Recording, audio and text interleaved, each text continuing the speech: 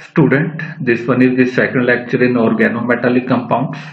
इसमें हम डिस्कस करेंगे stability of the organometallic compounds, factor responsible for kinetic instability of transition metal sigma bonded organometallic compounds and factor which increase the stability of the metal alkyl organometallic compounds. तो शुरू करते हैं stability of the organometallic compound से।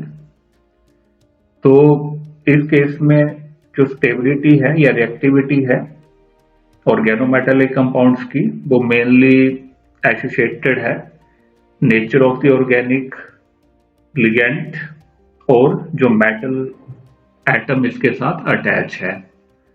और ये देखा गया है कि अगर मेन ग्रुप एलिमेंट हमने लिया हुआ है ग्रुप नंबर 1 या ग्रुप नंबर 2 से या ग्रुप नंबर 13 से लेकर 15 तक कोई अगर एलिमेंट हमने लिया हुआ है, तो इस केस में जो थर्मल स्टेबिलिटी है ऑर्गेनोमेटालिक कंपाउंड्स की, वो जनरली डिक्रीज करती है जब हम टॉप से बॉटम की तरफ को मूव करेंगे इन द पीरियडिक टेबल। तो ये एक ट्रेंड रहेगा ग्रुप नंबर 1 और ग्रुप नंबर 2 में, जो अल्कली और अल्कलाइन अर्थ मेटल है, और ग्रुप नंबर 13 से लेकर 15 तक ये पी ब्लॉक एलिमेंट्स हैं। तो कुछ एग्जांपल्स कंसिडर करते हैं, ज्यादा क्लियर हो जाएगा टॉपिक है।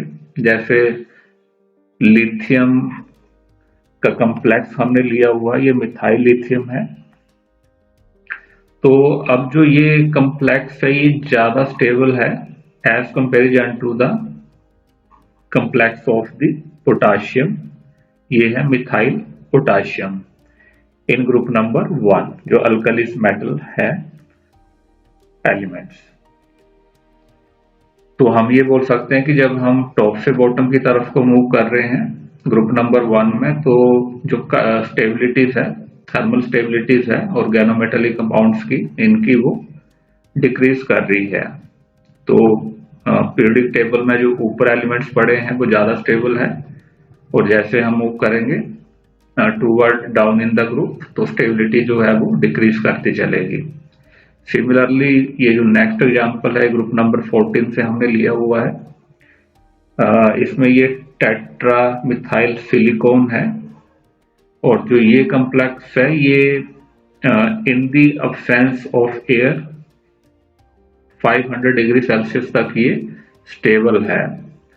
और जो दूसरा कॉम्प्लेक्स है टेट्रा मिथाइल लेड, ये स्टेबल नहीं है, ये रैपिडली जो है डिकम्पोज कर जाएगा इस टेम्परेचर पर, 500 डिग्री सेल्सियस टेम्परेचर पर। तो हम ये बोल सकते हैं कि जो हमारे एलिमेंट्स हैं जो पीरियडिक टेबल में ऊपर पड़े हैं, उनके जो ऑर्गेनोमेटालिक कंपाउंड हैं वो ज्यादा स्टेबल है, और जब हम टॉप से बॉटम की तरफ को मूव करेंगे तो स्टेबिलिटी जो है वो डिक्रीज करती चलेगी। पर ये ट्रेंड सिर्फ हमें ग्रुप नंबर 1 और 2 और इसके अलावा ग्रुप नंबर 13, 14 और 15 में ही देखने को मिलेगा।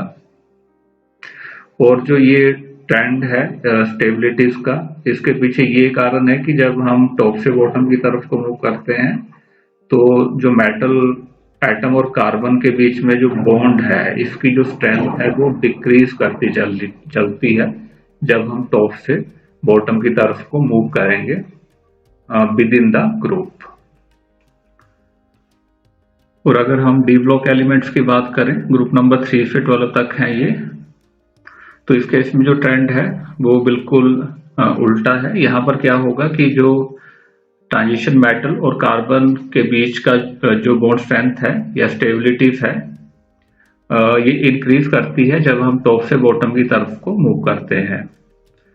तो यहाँ पर जो ट्रांजिशन मेटल और कार्बन के बीच की जो बॉन्ड एनर्जी है एक इम्पोर्टेंट रोल प्ले करती है अगर हमने अंडरस्टैंड करनी है instabilities of the transition metal organometallic compounds. और ये देखा गया है कि जो ट्रांजिशन मेटल कार्बन बॉन्ड है ये वीकर है as comparison to the bond between transition metal and main group elements. Main group elements यहाँ पर फ्लोरीन, ऑक्सीजन, क्लोरीन और नाइट्रोजन है। और ये भी देखा गया है कि अनलाइकली जो ट्रांजिशन मेटल और मेन ग्रुप एलिमेंट की बॉन्ड एनर्जी है, अगर हम ट्रांजिशन मेटल और कार्बन बॉन्ड एनर्जी को कंपेयर करें तो यहाँ पर जो वैल्यू है वो इंक्रीज करती है with increase in number atomic number, जबकि ट्रांजिशन मेटल और main group elements bond energy में ऐसा नहीं है। तो जो स्टेबिलिटी है ऑर्गेनोमेटालिक कंपाउंड्स की, इसको हम एक्सप्रेस करते हैं आइदर एज थर्मोडायनामिकल स्टेबिलिटीज और आइदर एज काइनेटिक स्टेबिलिटीज। और ये देखा गया है कि ट्रांजिशन मेटल ऑर्गेनोमेटालिक कंपाउंड्स के केस में जो सिग्मा बॉन्डेड लिगैंड है, अगर सिग्मा बॉन्डेड लिगैंड है तो ये थर्मोडायनामिकली मोर स्टेबल होंगे। और इसके पीछे जो है वो है जो वजह है वो है standard bond enthalpies, delta H formation जिसको हम बोलते हैं। इस केस में जो डेल्टा जी फॉर्मेशन है वो डाटा अवेलेबल नहीं है। और अगर हम काइनेटिकली देखें तो काइनेटिकली जो है वो ये अनस्टेबल है, सिर्फ थर्मली जो है वो स्टेबल है, काइनेटिकली अनस्टेबल है सिग्मा बॉन्डेड लिगैंड। तो इसके पीछे जो कारण है वो ये कारण है कि डिकम्पोजिशन क्यों हो जाती है ट्रांजिशन मेटल ऑर्गेनोमेटालिक कंपाउंड्स में, वो ये है कि इनके पास जो है वो एम्प्टी डी ऑर्बिटल्स होंगे। तो ये जो डी ऑर्बिटल्स हैं इसकी वजह से ये इजीली डिकम्पोज कर जाते हैं। तो कुछ फैक्टर हैं जो रिस्पॉन्सिबल है काइनेटिक इंस्टेबिलिटीज के लिए for the sigma bonded transition metal organometallic compounds. तो 3 फैक्टर हैं। फर्स्ट फैक्टर है formation of reactive species due to cleavage. Second factor है cleavage product form strong bonds.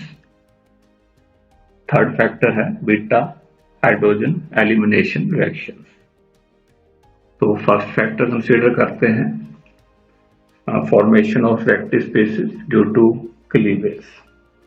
अब इसमें ये होता है कि जो हमने ट्रांजिशन मेटल कॉम्प्लेक्स लिया हुआ है, कंपाउंड लिया हुआ है, specially sigma bonded organometallic compound लिया हुआ है, उसमें जब मेटल कार्बन बॉन्ड टूटेगा तो फर्स्ट ऑफ ऑल ये जो हाईली रिएक्टिव या तो अल्काइल रेडिकल जनरेट करेगा या अल्काइल अनायन ये जो है वो जनरेट करेगा।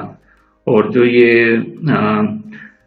रेडिकल्स हैं या आयंस हैं ये फर्दर रिएक्ट करते हैं, या तो आपस में रिएक्ट कर जाएंगे या सॉल्वेंट के साथ रिएक्ट करके ये चेन रिएक्शन जो है उसको ये इनिशिएट करते हैं।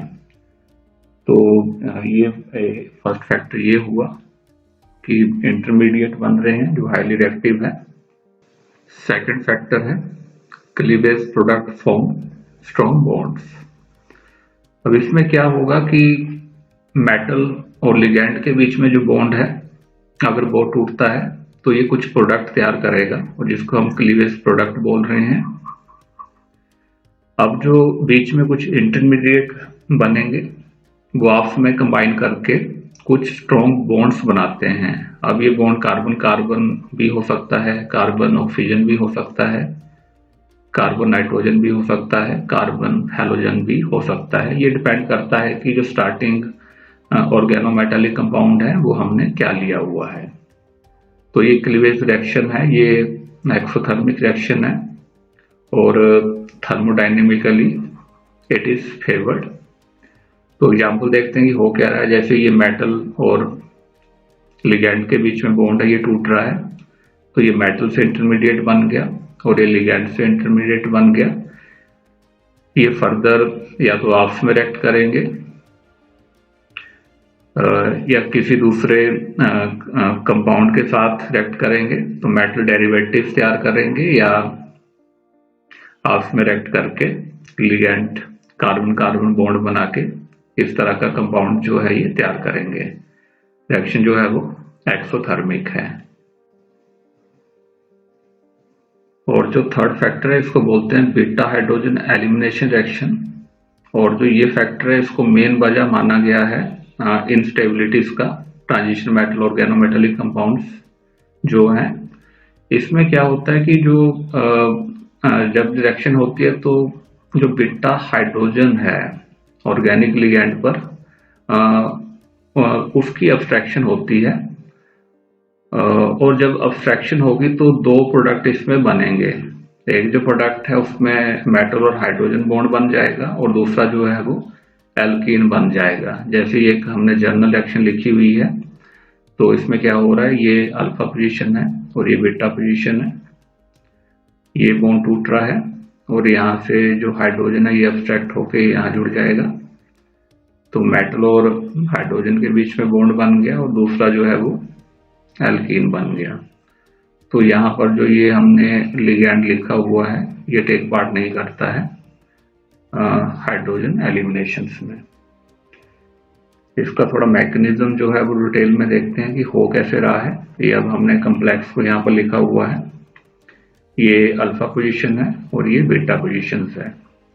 तो फर्स्ट ऑफ ऑल क्या होगा कि एक साइक्लिक ट्रांजिशन स्टेट बनेगी which can involve 3 centre 2 electron bond. 3 centre 2 electron bond का ये मतलब है कि यहाँ पर बॉन्ड फॉर्मेशन होगी, पार्शियल बॉन्ड फॉर्मेशन है, और ये पार्शियल बॉन्ड ब्रेकेज जो है वो शुरू हो चुकी है और सेम टाइम यहाँ पर पार्शियल बॉन्ड फॉर्मेशन हो चुकी है। तो ये 3 सेंटर है और 2 ये बॉन्ड बना रहा है, तो इस वजह से इसको बोलते हैं 3 सेंटर 2 इलेक्ट्रॉन बॉन्ड। तो फाइनली क्या होगा, अब ये जो बॉन्ड है ये टूट जाएगा और यहाँ पर जो है वो बॉन्ड फॉर्मेशन हो जाएगी। तो ट्रांजिशन मेटल है वो जो स्टेट है वो इस इंटरमीडिएट में कन्वर्ट कर जाएगा। फाइनली क्या होगा, ये बॉन्ड ब्रेक करेगा, 2 प्रोडक्ट बनेंगे, एक में मेटल हाइड्रोजन बॉन्ड है और दूसरा जो है वो एल्कीन बनेगा। तो इसको बीटा हाइड्रोजन एलिमिनेशन रिएक्शन हम बोलते हैं और ये मोस्ट कॉमन जो वजह है ट्रांजिशन मेटल की इंस्टेबिलिटीज की। नेक्स्ट है factor which can increase the stability of the metal alkyl compounds. तो इसमें हम फैक्टर देखेंगे, क्या फैक्टर है जिसकी वजह से स्टेबिलिटी जो है मेटल अल्काइल कंपाउंड्स की वो इंक्रीज की जा सकती है। फर्स्ट है avoidance of beta elimination, second है increase in coordination number, third है चिलेशंस, और जो फोर्थ फैक्टर है वो है delocalisation of negative charge on carbon. तो फर्स्ट फैक्टर है अवॉइडेंस ऑफ बीटा एलिमिनेशन, इसको डिटेल में कंसीडर करते हैं। तो ऑलरेडी हमने देखा कि जो बीटा एलिमिनेशन है ये मेन फैक्टर है अनस्टेबिलिटीज का अल्काइल ऑर्गेनोमेटलिक कंपाउंड्स में। तो हमने ये देखा कि अगर लिगैंड में बीटा पोजीशन पर हाइड्रोजन है तो उसकी वजह से बीटा एलिमिनेशन हो रही है और वो बन रही है वजह अनस्टेबिलिटीज की। तो अगर हम ऐसा लिगैंड लें जिसमें बीटा हाइड्रोजन हो ही ना, बीटा हाइड्रोजन अगर होगी नहीं तो बीटा एलिमिनेशन भी नहीं होगी। तो जैसे ये हम अगर बेंजाइल लिगैंड ले लें, इसमें बीटा हाइड्रोजन नहीं है। सिमिलरली जैसे मिथाइल ट्राइमिथाइल फेलाइल हुआ, इसमें भी बीटा हाइड्रोजन नहीं है। तो अगर ये लिगैंड हम ले लेते हैं तो क्या होगा कि ये कम्प्लेक्स की स्टेबिलिटीज को ये क्या करेंगे, ये फर्दर इंक्रीज कर देंगे। तो हम ये बोल सकते हैं कि ऐसे कम्प्लेक्सेस जिसमें इथाइल लिगैंड है मेटल आइटम के साथ अटैच, वो कम स्टेबल होंगे, और ऐसे लिगैंड जिसमें बीटा हाइड्रोजन नहीं है वो ज्यादा स्टेबल होंगे। और ये भी देखा गया हुआ है, जैसे ये कम्प्लेक्स है, अगर हम यहाँ मिथाइल के बजाय इथाइल लेते हैं तो वो स्टेबिलिटीज को डिक्रीज कर देगा। अगर हमने यहाँ पर मिथाइल लिया हुआ है तो ये स्टेबिलिटीज है कम्प्लेक्स की काफी ज्यादा, ये उसको इंक्रीज कर देता है। तो ये कुछ एग्जाम्पल जैसे हमने लिखे हुए, नियोपेंटाइल लिगैंड है, इसका कम्प्लेक्स है। तो ये जो कम्प्लेक्स है इसका जो मेल्टिंग पॉइंट है वो तकरीबन 90 डिग्री सेल्सियस है। सिमिलरली ये दूसरा जो एग्जाम्पल है वो बेंजाइल कम्प्लेक्स का है, जिरकोनियम का ये कम्प्लेक्स है और इसका जो मेल्टिंग पॉइंट है वो 132 डिग्री सेल्सियस है। तो हम ये बोल सकते हैं कि जो ये न्यूपेंटाइल है और बेंजाइल लिगैंड है, इनमें बीटा हाइड्रोजन नहीं है और ये वजह बनती है कि जो ये कम्प्लेक्स है उसकी स्टेबिलिटीज को ये इंक्रीज कर देगा। सेकंड फैक्टर है इंक्रीज इन कोऑर्डिनेशन नंबर।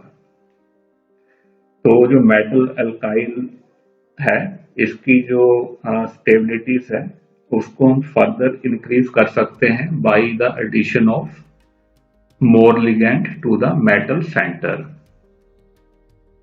तो हम ये बोल सकते हैं कि अगर नंबर ऑफ लिगैंड इंक्रीज कर रहे हैं तो एक तरह से ये कम्प्लेक्स को काइनेटिकली ये ज्यादा स्टेबलाइज कर देगा। अब जैसे ये हमने कम्प्लेक्स लिया हुआ है टाइटेनियम का, इसमें 4 मिथाइल ग्रुप हैं जो जुड़े हैं टाइटेनियम के साथ और इसके पास जो है अभी एक फ्री कोऑर्डिनेशन साइट है। तो जो ये कम्प्लेक्स है ये हाईली अनस्टेबल है, ये रूम टेम्परेचर के नीचे ही ये डिकम्पोज कर जाएगा, -20 डिग्री पर ये डिकम्पोज कर जाएगा। तो इसमें जो एक फ्री कोऑर्डिनेशन साइट है अगर उसको हम ब्लॉक कर देते हैं, हम ब्लॉक किससे करेंगे, हमने ये 5वां लिगैंड है बाइपिरिडिल, इसको हमने इंट्रोड्यूस कर दिया और ये कम्प्लेक्स बन गया। तो जो ये कम्प्लेक्स है ये थर्मली ज्यादा स्टेबल है। तो एक लिगैंड इंट्रोड्यूस हम सिंपली कर रहे हैं और इसका जो अब डिकम्पोजिशन टेम्परेचर है वो चला जाएगा तकरीबन 60 डिग्री सेल्सियस। तो हम ये बोल सकते हैं कि जस्ट एक जो फ्री कोऑर्डिनेशन साइट थी उसको हमने फिल कर दिया by the addition of 1 ligand और जो कम्प्लेक्स की स्टेबिलिटी है उसको हमने इंक्रीज कर दिया। और इसके अलावा जो चिलेटिंग लिगैंड है हम यूज कर सकते हैं to increase the coordination number, ताकि जो स्टेबिलिटी है कम्प्लेक्स की बढ़ जाए। वो है बिस डाई मिथाइल फोस्फेनो इथेन, इसको DMPE हम लिखते हैं। तो इसका भी सेम ही पर्पज है, अगर हमने कोऑर्डिनेशन नंबर है इंक्रीज करना है कम्प्लेक्स में। तो इस पॉइंट में हमने देखा कि किस तरह से अगर हम नंबर ऑफ लिगैंड इंक्रीज करेंगे तो स्टेबिलिटी जो है कम्प्लेक्स की वो भी इंक्रीज कर जाएगी। थर्ड फैक्टर है चिलेशन। अब हमने कोई ऐसा कम्प्लेक्स लिया हुआ है जिसमें जो मेटल एटम है वो सिर्फ अलग अलग लिगैंड से जुड़ा हुआ है विद द सिंगल बॉन्ड, तो वो कम स्टेबल होगा, उसकी स्टेबिलिटी कम होगी। जैसे अभी हमने जिरकोनियम बेस्ड कम्प्लेक्स लिया हुआ है, 2 इसमें Cl है और 2 इसमें साइक्लोपेंटाडाइनाइल लिगैंड है। तो अगर एक ये साइक्लिक लिगैंड हम रिप्लेस करते हैं क्लोराइड के साथ तो ये इस तरह का ये चिलेटिंग लिगैंड जो है ये तैयार करेगा। ठीक है, तो यहां से हो क्या रहा है, लिथियम क्लोराइड निकल गया और ये बॉन्ड डायरेक्टली जुड़ गया जिरकोनियम के साथ और दूसरा जो बॉन्ड है वो नाइट्रोजन के थ्रू जुड़ गया जिरकोनियम के साथ। तो ये जो कम्प्लेक्स है ये लेस स्टेबल है और जो ये कम्प्लेक्स है ये ज्यादा स्टेबल है। तो यहाँ पर सिंपली ये हो रहा है कि जो लेस स्टेबल कम्प्लेक्स था उसमें हमने सिंपल लिगैंड की जगह इंट्रोड्यूस कर दिया चिलेटिंग लिगैंड। तो चिलेशन ने क्या किया कि एक जो रिंग था वो बना दिया मेटल एटम के साथ और उसकी स्टेबिलिटीज को इसने जो है वो इंक्रीज कर दिया। तो हम ये बोल सकते हैं कि जो मेटल कार्बन बॉन्ड है इसकी स्टेबिलिटी को हम इंक्रीज कर सकते हैं by simply introducing the chelation in the complex. अगला जो फैक्टर है ये है delocalisation of negative charge on the carbon. तो हमें ये तो पता है कि जो इलेक्ट्रोनेगेटिविटी डिफरेंस है मेटल और कार्बन के बीच में जो सिग्मा बॉन्डेड है एक दूसरे के साथ वो काफी ज्यादा है। तो इसके इसके वजह से क्या होगा कि ये जो बॉन्ड होगा ये पोलर होगा, मेटल पर पार्शियल पॉजिटिव चार्ज होगा और कार्बन पर पार्शियल नेगेटिव चार्ज होगा। तो इस तरह के ऑर्गेनोमेटेलिक कंपाउंड है, they are easily stabilised by the delocalizing this negative charge of the carbon on the whole aromatic system। तो क्या होगा कि जो नेगेटिव चार्ज है वो पूरे अगर हमने लिगैंड एरोमेटिक लिया हुआ है तो उस पर ये स्प्रेड कर जाएगा। तो हम ये बोल सकते हैं कि अगर हमने कोई ऐसा लिगैंड लिया हुआ है जो एरोमेटिक सिस्टम है वो ज्यादा स्टेबल होगा, वो कम्प्लेक्स ज्यादा स्टेबल होगा। जैसे ये जो कम्प्लेक्स है ये ज्यादा स्टेबल है क्योंकि जो ये है ये एरोमेटिक सिस्टम है, और जो दूसरा ये जो है ये कम स्टेबल होगा क्योंकि जो ये पार्ट जो है ये एरोमेटिक सिस्टम नहीं है। तो यहाँ पर जो है वो डिलोकलाइजेशन नेगेटिव चार्ज की नहीं होगी, और यहाँ पर जो डिलोकलाइजेशन नेगेटिव चार्ज की ऑन द एरोमेटिक सिस्टम वो होगी। तो हम ये बोल सकते हैं कि अगर डिलोकलाइजेशन हो रही है नेगेटिव चार्ज की ऑन द लिगैंड तो वो स्टेबिलिटी को क्या करेगा, इंक्रीज कर देगा। तो स्टूडेंट ये सेकंड लेक्चर है ऑर्गेनोमेटेलिक कंपाउंड्स में।